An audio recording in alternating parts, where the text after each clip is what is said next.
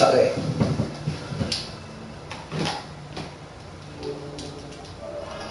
Oh, it's a new game. What's up, guys? My name is North Steveberry, and we'll be playing Defense Grid 2. I know nothing about this game, and I might as well look through some things.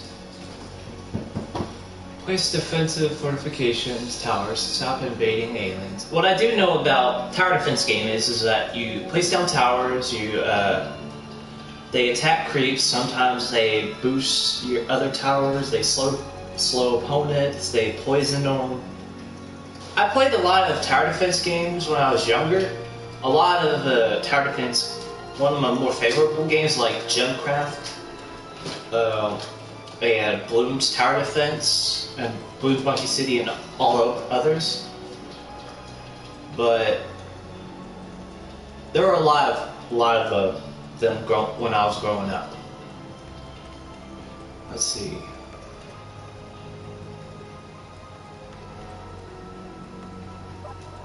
Game features.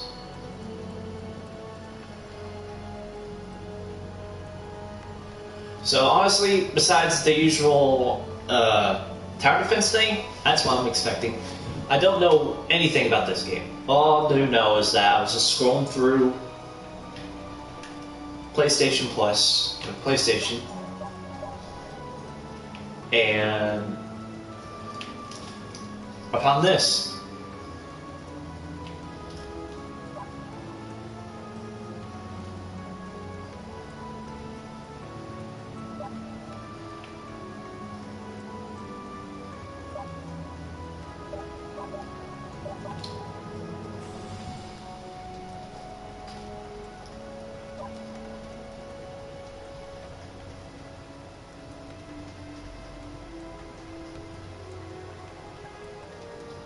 Build a cursor will be located in the center of the screen.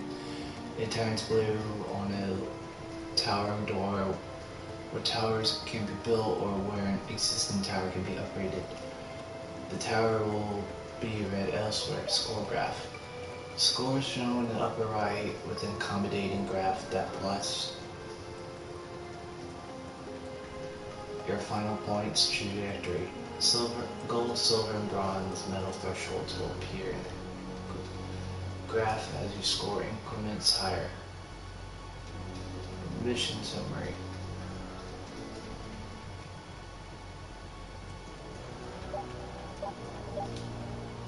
Controls.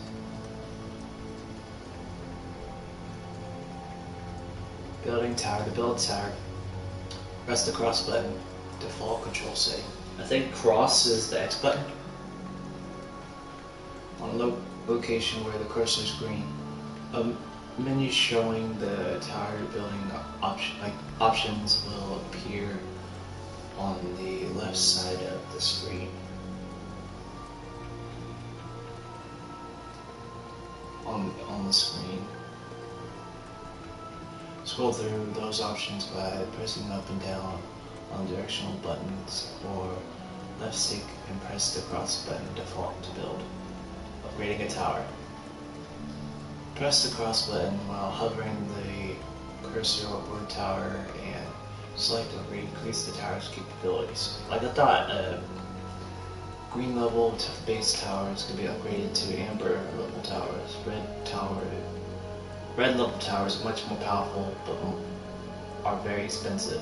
The level of the tower can both be seen by the color of the tower's range circle, as well as illumination on the sides and base of the tower. You may press the cross button on a tower and then select sell to recover some resources from the tower. A tower can be sold when in need of resources in order to recover a portion of the resources.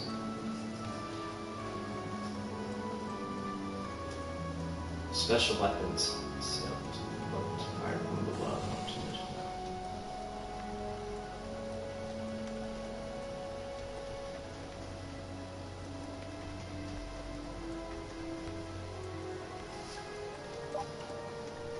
Checkpoints, huh?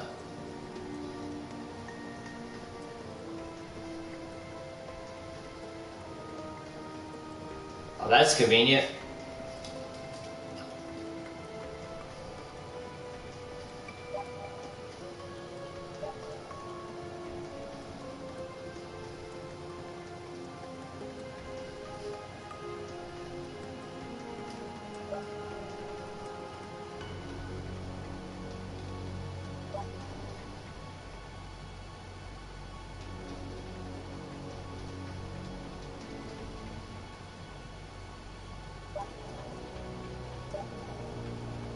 Alien, fast alien. Oh, really? Fast aliens. They are more susceptible to laser and fire damage than any other alien types, because they will continue to burn even after they have raced past the tower. Shielded aliens. Some aliens have shields protecting them. Beam weaponry or weapons may be ineffective or less effective on shields until those shields are destroyed by projectile weapons. After the shield is destroyed, the alien is susceptible to damage from all weapons. Spawning aliens. Be able to deploy additional aliens on the map. Oh, great. Desktop tower defense, anyone? Jeez.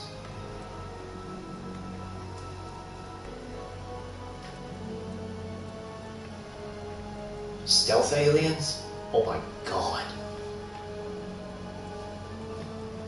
Cannot be seen at a distance by most towers and will only be detected without aid near a tower. When near a tower. For long-range towers such as a cannon, meteor, and missile towers, stealth aids are practically undetectable. The Boost Tower Disruptor upgrade will help illuminate stealth aliens within its range, allowing the tower to see those aliens. Regenerating enemies. Let me guess. Health regeneration?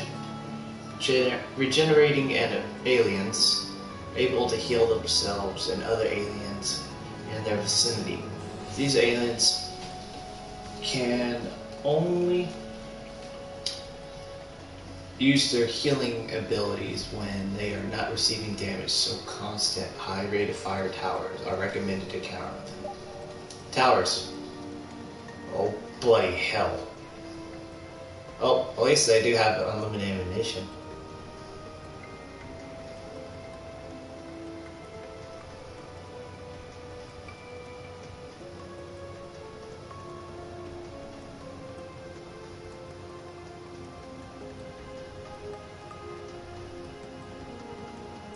Gosh, this makes my eyes hurt.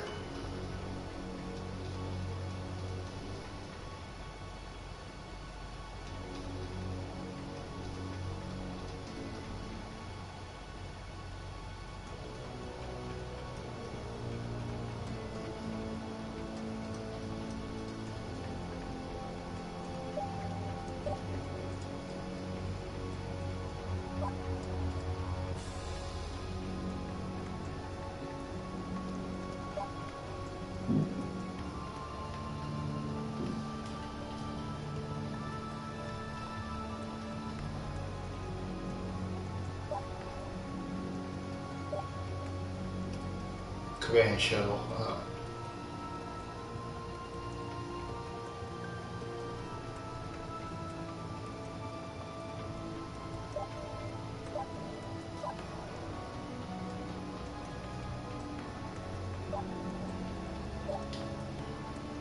Okay, that's the how to play. How about video tutorials? Defend the course. If the invasion of the alien menace has taught us anything, it's that these intruders will stop at nothing to steal all of our power cores. Your job, your mission as it were, is to protect the cores. Do that by building towers of destruction, reconfiguring our bases, using special weapons from above, and rerouting the enemies, keeping them near our towers. Should a core be taken from our housing, all is not lost. You still have the opportunity to get it back. Build towers to kill that alien, and I can bring the dropped core back to the housing. It's slow going though, and should another alien pick it up, you could be in bloody hot water. You If a surviving alien exits the base with a core in its possession, that core will be lost to us forever. Forever is a long time. If they take all of the cores from the base, our defense is shut down, and, well, that would be bad, to put it mildly. To put it mildly. Okay, Jeeves. If the invasion of our alien menace has taught us anything, it's that these intruders will stop at nothing to steal all our power cores. Your job, your mission, as it were, is to protect the cores. Do that by building towers of destruction, reconfiguring our bases, using special weapons from above, and rerouting the enemies, keeping them near our towers. Should a core be taken from our housing, well, it's not. Oh, it just read that. Now then, sometimes you will encounter bases that we in the defense business call a fixed path. A road to the cores where you can't change the alien's approach. In those situations, look for locations where the damage from your towers can reach multiple paths, and if possible, damage the same alien multiple times on its march to the cores. Failing that, I have another trick that I think you'll like. Look for tower locations so that its range can hit multiple aliens, as the damn things march from different directions on their way to steal your cores. Don't know the range? Never fear. I'll show you when you consider tower placement. Creating kill zones with multiple towers together is a bloody effective strategy in many bases, but it's even more important on a fixed path, where temporal towers can slow incoming aliens and let other towers nearby work their magic. Not that it's really magic. Science, you know? Science will destroy the enemy.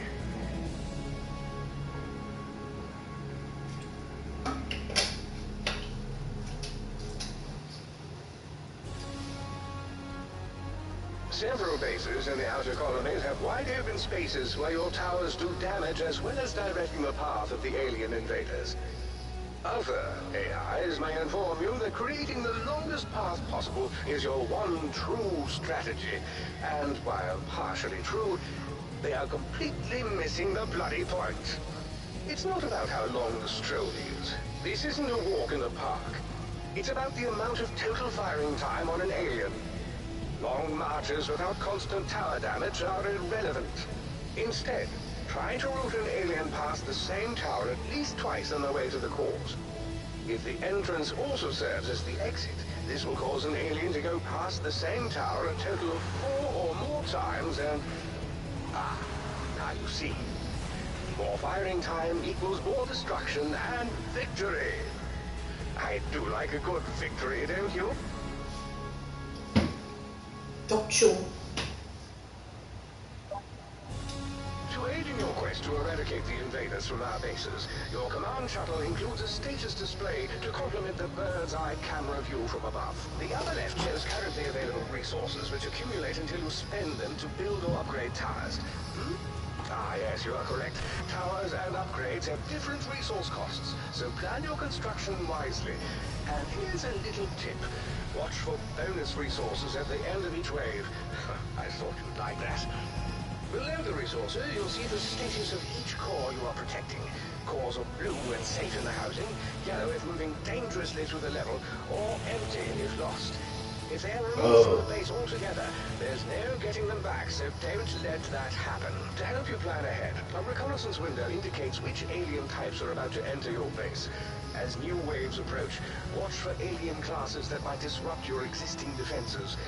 Each time the vertical dots count down, more of the bloody aliens are on their way. But you can defeat them. You must.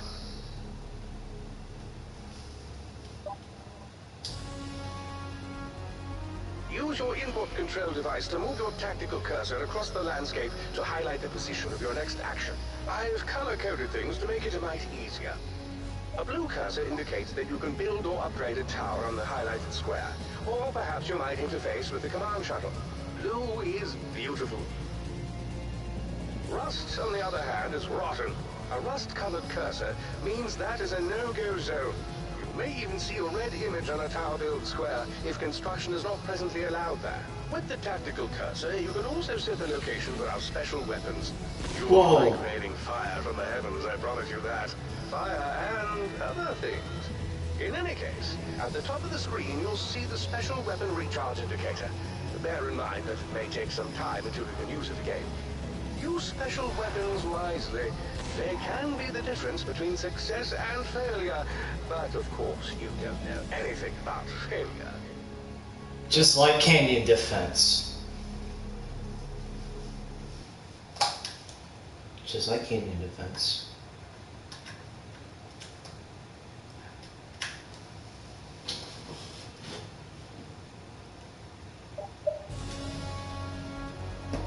Our command shuttle can project additional tactical information into your view of the environment to help you make wise and informed decisions. Foolish decisions you can bloody well make on your own. One of my favorites is most useful on levels where the aliens could choose one of many possible routes. Allow me to introduce the current path indicator. You can toggle it on and off to see the alien invader's current trajectory of least resistance. When placing new towers or upgrading existing ones, tower range indicators are automatically projected into the environment, showing you exactly how far the deadly fire of your tower can reach. Lovely, hmm? But wait, there's more. When making complex decisions on which towers to build, upgrade, or even sell, turn on the heat map feature. It will illuminate relative areas of different amounts of damage. Look for areas that may need to be better covered, or you can choose to concentrate even more fire and create a kill zone of your very own.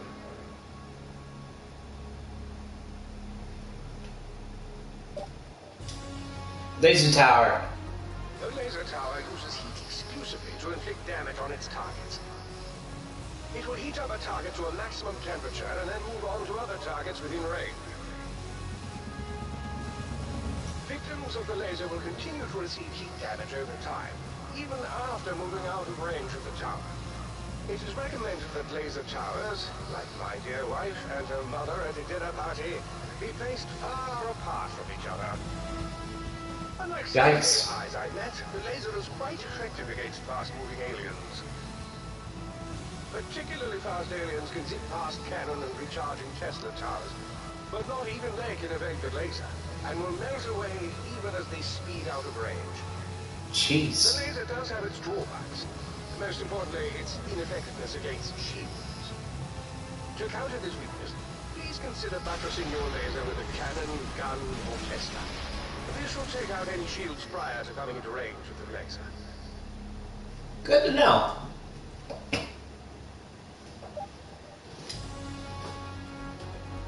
The defenses of the outer colonies include a unique tower type called the Boost Tower.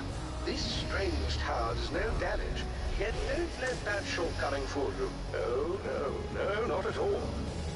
The Boost Tower provides you the ability to inexpensively route enemies away from their direct path to steal your cores. While Boost Towers can shepherd aliens around your base, they won't occupy valuable build locations away from towers that do inflict damage. You can actually build new towers of destruction right on top of a Boost Tower. Imagine Whoa. that. Additionally, once you have built a new tower on top of the Boost, you'll find special new upgrade options available for that tower. You can choose from one of 3 new Boost upgrades. One that disrupts alien shields and stealth effects, one that enhances tower damage, or one that enhances the tower's contribution to your valuation score. See, I told you that you would like a Boost Tower. Let's give them a good boost. Talk about a booster seat. AoE damage. The Inferno, Concussion, and Meteor Towers are all types of area of effect towers, and their proper use can be bloody helpful in defending your base. Remember that the Concussion Tower does damage to all aliens in its range as it fires canisters of death in all directions. Canisters of death. I like the sound of that. As I was saying, feel free to place the Concussion Tower behind other towers. It is not blocked at all and still will inflict full damage. Inferno towers are best placed at locations where they can have sustained damage in a single direction and do not need to track moving aliens. Corners or T-junctions are prime locations to get the most out of an Inferno tower's cone of flame. Cone of flame. Where was I? Ah, yes, Meteor towers. These are ideal for interior build spots. Their minimum target distance makes them a poor choice for use as a front-line tower, so give them breathing room and let them rain distant fire from above. Your towers, these are ideal for interior build spots. Your home target. Poor choice as frontline towers and give them breathing room and let them rain death from above. This is disturbing. Intelligence from the outer colonies indicates we may encounter a new alien that actually heals other aliens around it and brings them back to full health as it marches alongside them. It is imperative that we develop a strategy to defeat this healer and prevent it and its patients from running off with all our cores. The one clue we have is that its healing powers appear to temporarily subside while it is under attack. It only makes sense, really, when you think about it. It cannot heal others if it is trying to protect itself. So, make sure it keeps taking damage. Intelligence also suggests that Inferno Towers in particular give it hell. So then, give it hell we shall. Keep a continual rain of destruction on this beast for as long as it walks through our base. This is our best chance to prevent it from ruining our defenses and stealing our core. Landing pod? Another new alien species has been spotted in the outer colonies. This landing pod invader appears to be able to drop dramatically from the sky and position itself conspicuously close to our core housing. Bloody nuisance after all our efforts to build the very best defenses around our cores. There isn't a bloody thing we can do to stop it from landing, but once grounded, by God, you must deliver all the damage possible before it hatches. Now, there are conflicting reports on whether or not it will dissolve on its own. Only once fired upon, but this is key. It does disintegrate, and when it does, it appears to portal in several other aliens. The blasted things then have quick access to our core housing. There is hope, sir. The aliens emerging from it appear to be significantly weaker the more we are able to damage the pod itself. I recommend giving it everything you've got should one appear near your cores. Our journey ahead will lead us to encounter new bases and technologies that will help us defeat the alien invaders. Accessing the bases of the outer colonies will require a direct connection to the grid, but you can depart Endurance using a command shuttle and land planet-side to make that connection. File assistant tower building is a happy, but you can also bring along another AI who will coordinate the firing of Endurance's special weapon overhead. General Kai, for example, can be chosen to configure the orbital laser and rain fire down upon the enemy. She's a bloody genius at destroying aliens from above. Through the command shuttle, we'll be able to spend resources on adjusting the layout of the base, shrink living tower build spots to locations more helpful to our defensive strategies. With judicious use of this new capability, you'll be able to reconfigure bases as you update your strategy. As you protect our bases from the alien menace, your efforts will be recognized with the highest score in our command fitness evaluation program. In the upper right of your display, we continuously evaluate your efforts, rewarding each alien kill and the safety of your cores. Rewards are greatest if cores remain in their housing, less so if they are elsewhere in the base, and you'll be penalized should cores exit the base. Not that you should need additional motivation when death is on the line. Saving your resources and spending them only when you must will significantly benefit your evaluation. The longer you hold on to your resources, the greater the score increase you will realize from doing so. Reduce, reuse, recycle. For those going for the highest bloody evaluation, an optional boost tower upgrade provides extra recognition for the damage done by the tower placed upon it. As your mission draws to a close, you'll see and hopefully pass the thresholds for bronze, silver, and gold medal status. Congratulations, but most importantly, protect the cores.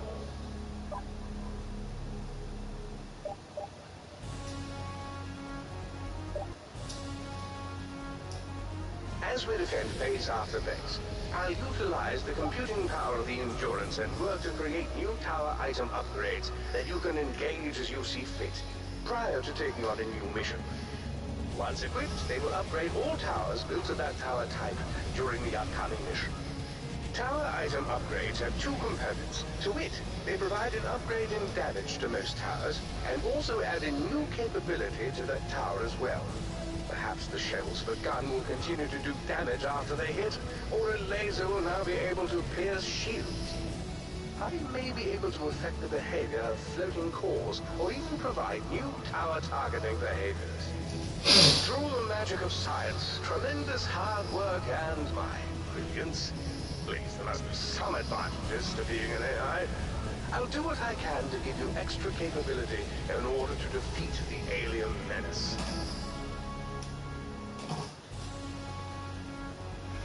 To further hone your skills, I've constructed new simulations that allow you to compete or cooperate with other commanders and demonstrate your exceptional prowess. Please, no false modesty. In DG Fighter, you and your opponent each take on waves of aliens in an identical situation. Each alien killed on your map, though, spawns next on your opponent's map, in the location nearest where it died, and stronger than when it was killed. Fiendish, eh? The battle escalates bloody quickly, so come prepared. In coordinated defense, two commanders work together to defeat the incoming horde of chaos. Make sure you only try to build towers in your assigned squares and work together, or the aliens will prevail. In some ways, learning to cooperate is the hardest lesson of all. I should know.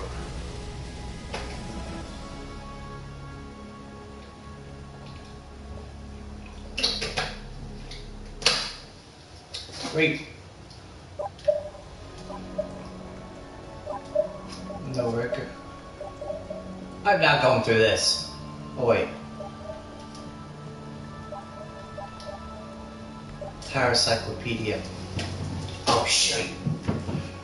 Boost. The gun tower. The gun tower is the all-purpose workhorse of the defense grade arsenal. Capable weapon against all alien types, and is the most cost-effective of all the towers. It is not as effective against fast-moving aliens as the Lazy Tower. It is not as effective as the Inferno Tower versus large groups of swarmers. And lastly, it doesn't have the range of cannon, missile, and meteor towers, but it gets the job done. Huh. Inferno. Take out many enemies at once, but fairly limited in its range.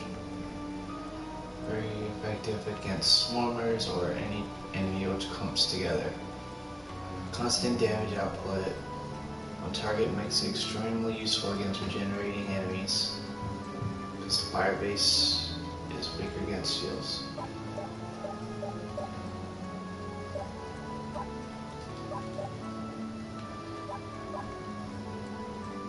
Laser. Efficient, burning enemies.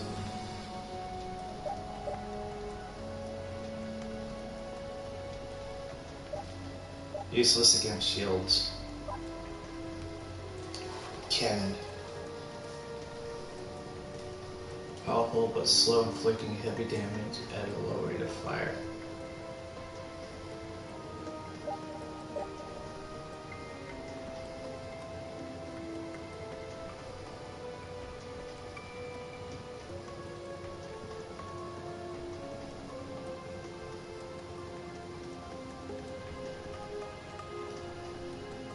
Not very effective at stopping light groups, but its range makes it a fine second tower. Let's see what towers in front. Temporal.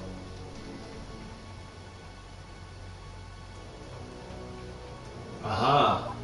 A slow tower. Concussion. Explosive grenades in all directions, decimating everything nearby. There's no better solution when enemies are concentrated in large, dense area. Not as effective against single strong aliens or shields. Meteor.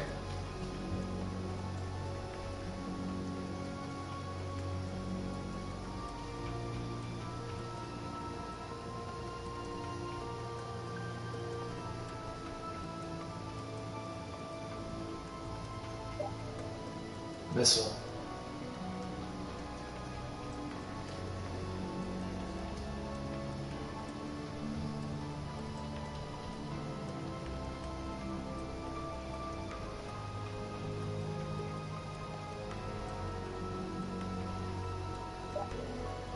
Tesla? Huh. Tesla Tower fires powerful energy bolt. Most effective tower against alien energy shields. Range bolts will shrink between enemies, causing reduced damage to aliens further down the chain. Boost. Okay. Alien Encyclopedia. This shield will dissipate incoming damage. And strong against heat-based attacks, it can carry one core. Carrier drops a temporary static shield at the location.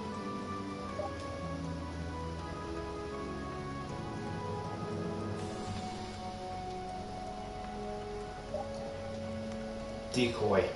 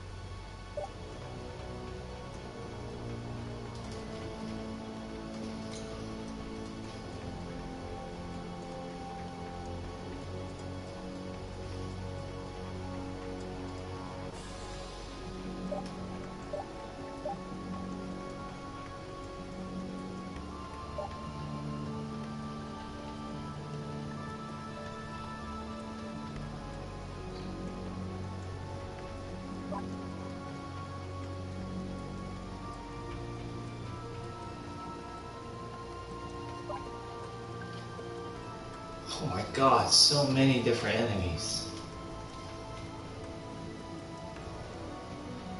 Oh, excuse me.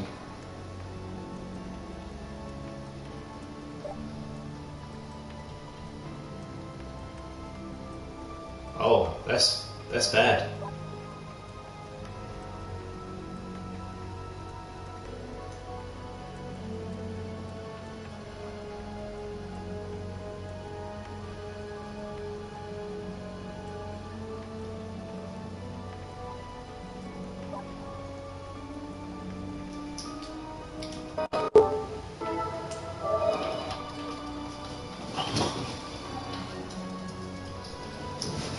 Well, hope my battery doesn't die.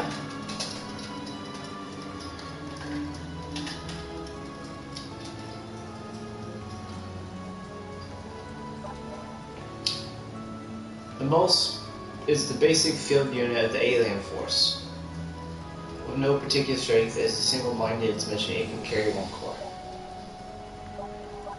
Hollow Walker. A simulation of the basic alien field unit. Don't let it embarrass you during training exercises.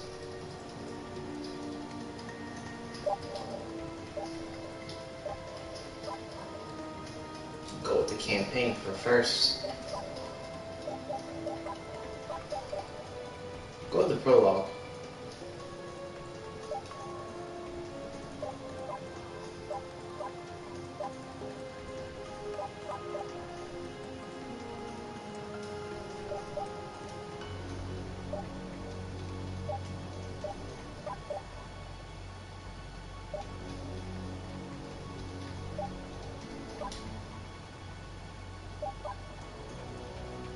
I'll try normal.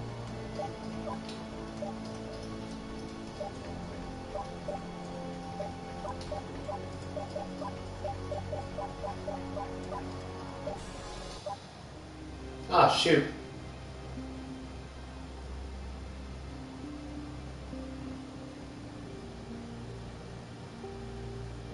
I'm glad you're feeling up to testing your skills once again. I know I am. As always, I'm here to assist you, Commander. This simulation will help us hone the skills we'll need should we ever run into those motherless aliens again. Let's start with a few tower types and simulated invaders. We'll build towers to protect our virtual cores from being stolen, just to get the rust off the blade, eh? Move the left stick to pan your view.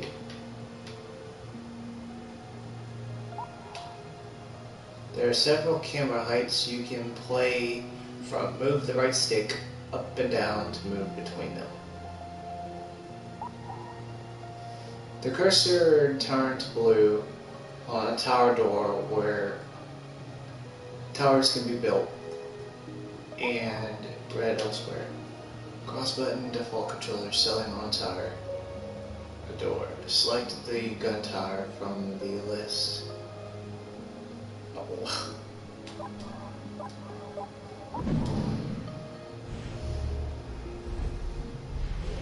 The gun tower is moderately effective against all alien types.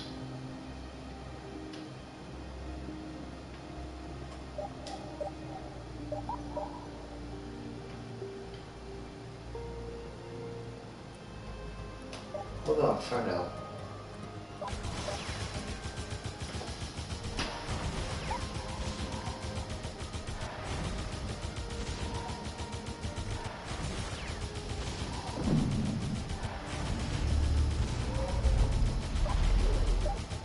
You'll recall the gun tower. Continuous firing, decent range, a great all-around tower. Then there is the Inferno Tower, a swath of destruction good against large groups of densely packed enemies. Different towers also have different ranges of destruction. Watch that closely when you place them. Oh crap.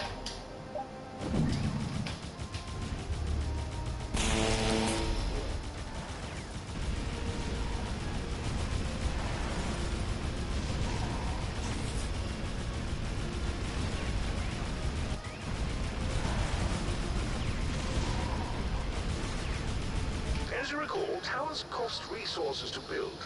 You'll gain the resources you need over time. Once you have enough, you can build a new tower on an available build square, or you can perhaps upgrade an existing tower. What's that so?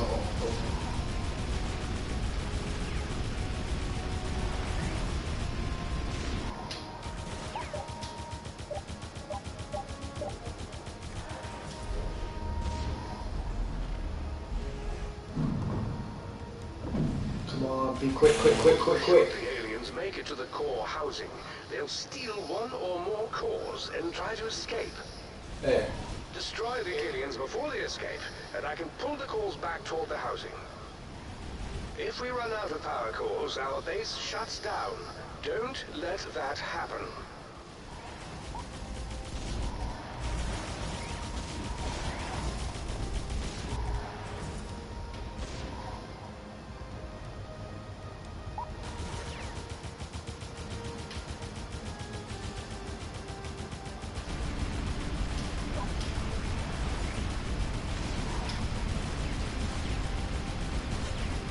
Place some towers in locations where the aliens would normally march through. If you do, the tower will actually block the aliens' path, and they'll choose a different route. That's nice. It's effective to reroute the aliens, especially if you send them closer to your other towers. And by making the aliens take a lengthier path, your nearby towers can attack them for a longer period and do greater damage. Towers placed next to the other, even diagonally will block alien movement between them.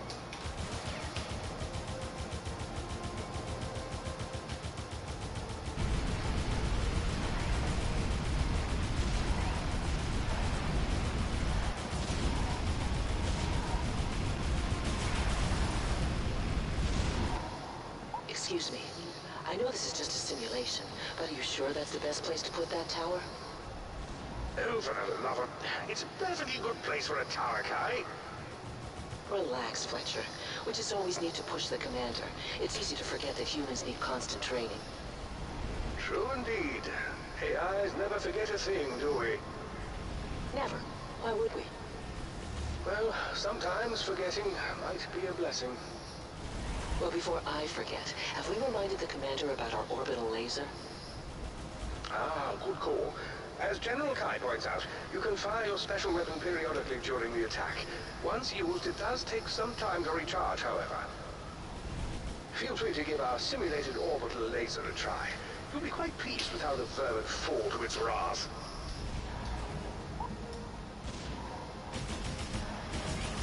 Fire at my laser!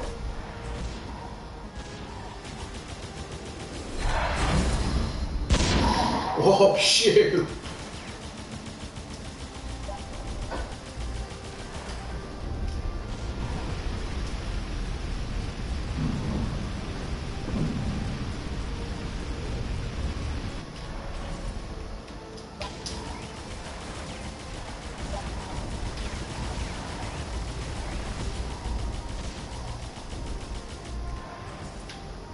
Excellent, Commander. Well done.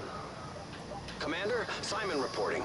We're coming to an asteroid belt just outside the colonies. I know we're close to our destination, but I want to check something out. The scanners picked up a tight burst encrypted signal that I'd feel better looking into.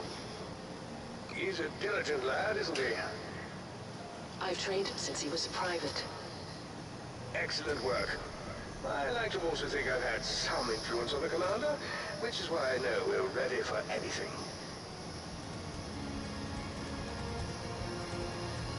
Okay, I guess we passed that one.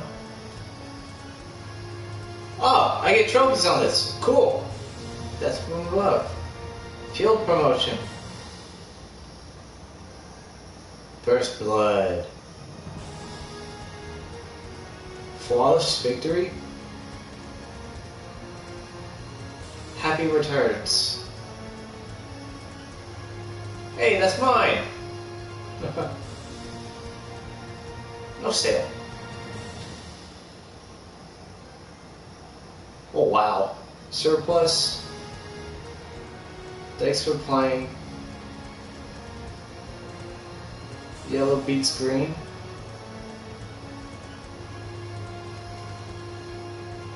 Oh wow. That was quite a few change graph.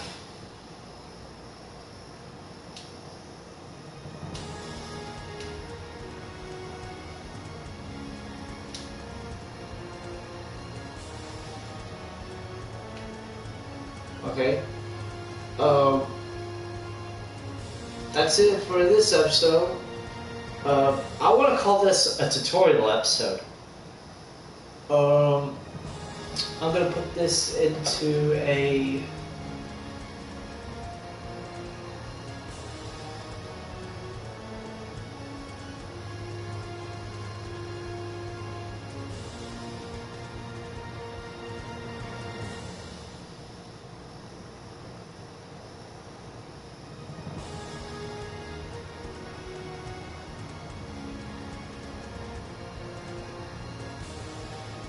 playlist, column,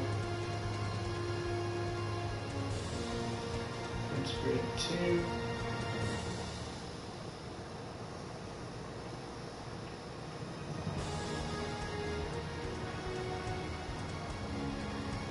Make it public and create. Okay.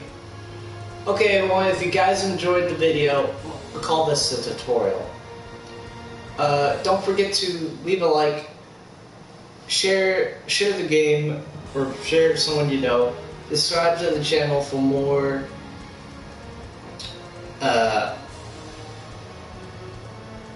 Defense Grid 2. And click that notification bell for more updates on it, because I'm thinking I'm gonna start liking this game.